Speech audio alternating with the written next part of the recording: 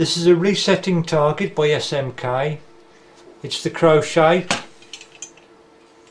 The hole that you shoot through, there's a 1.5 inch hole. It's got reducers behind for a 1 inch and 1/2 inch hole. That relates to roughly 40mm, just over 20, just over 10mm. You might wonder what a little bit of a rough area is just there. It's a spot of weld. The paint looks okay. The metal thickness is okay. And I bought this. You need to assemble it yourself. You can see the reducer there at the back. You swing it out of position and that gives you the full size hole, and then you can use the smaller hole or the medium one, the middle one. You have a choice. It's bolted down and the nut is a lock nut, and the bolt that goes through, that's where you see the weld. So far the build quality seems okay. The ones I looked at in the local shop, they were ready assembled. This one come in a flimsy box. Very simple to understand instructions. There's no words, just pictures, and anybody can follow them. Doesn't take much to work it out. The spare parts come in a plastic bag to help keep them dry. You got the two paddles, the one that you hit with a pellet to knock down, and the resetting paddle as well. Plus you get the spanner, very basic pressed out spanner, but that's all you need. And the mounting stud there, that's where the paddles go. Looking at it in the shop, it looked okay. The metal thickness all the way down was quite good. There's a spike that you just jab it into the ground. There's no need to carry pegs with you. Thickness seems okay. The welding, well, not quite so good, but it'll work. There's a few weld joints on there. Most of it is folded metal, the spike being separate and welded on. So far it's looking okay. This is to replace the knockdowns that I've got, the Mead targets, the old vintage ones.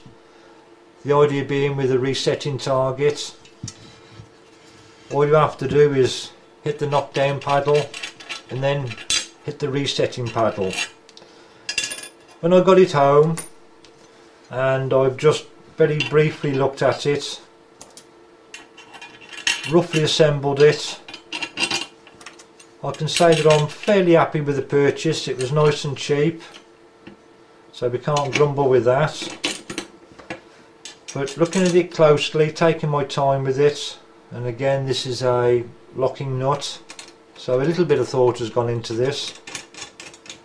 I shan't do it right up at the moment with the spanner.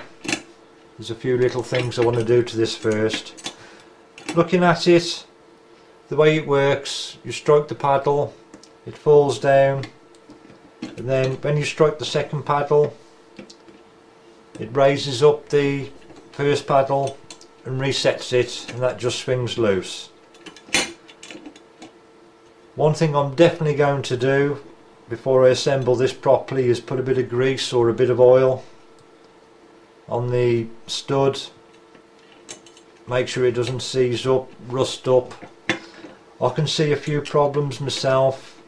There's a slight gap due to the washer keeping them apart, cutting down on the friction a little bit. You do need a bit of space between the two for them to work, but it leaves the resetting paddle right on the very edge, so every time this falls down and then resets it, there's going to be wear on there. If this is cheap metal, it's going to wear, perhaps bend quite easily. I'm undecided if this is a good design or not.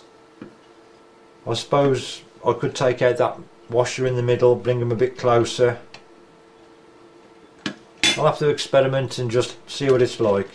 But so far, for the price that it cost me, was quite cheap. I'm reasonably pleased for now.